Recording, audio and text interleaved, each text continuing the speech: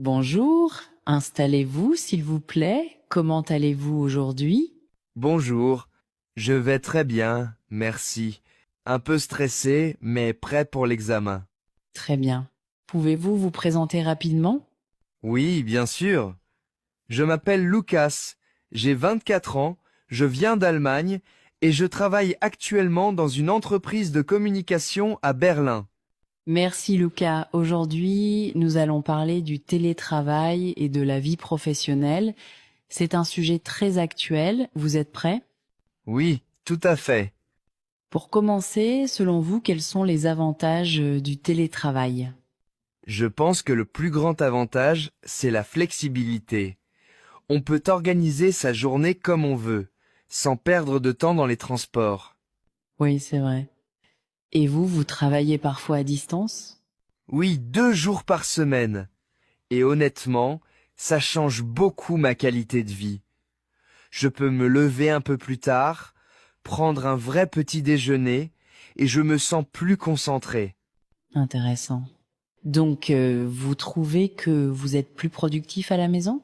Pas toujours, mais souvent oui. Chez moi, je suis dans un environnement calme.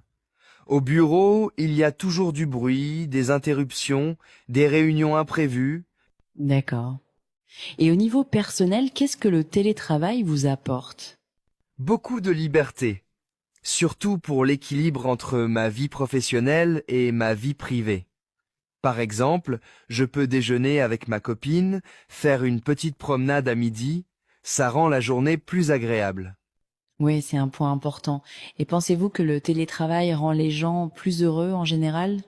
Je crois que oui, mais ça dépend beaucoup de la personnalité.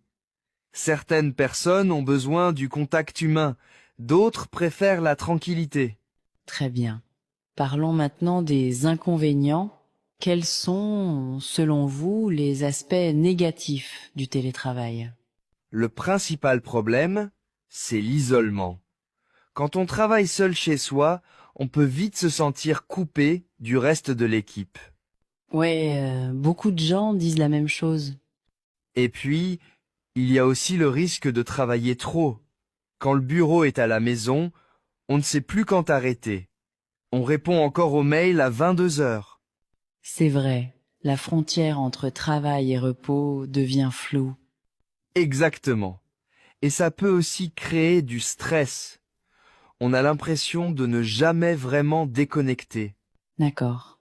Et au niveau du management, vous pensez que c'est facile pour les entreprises de gérer les employés?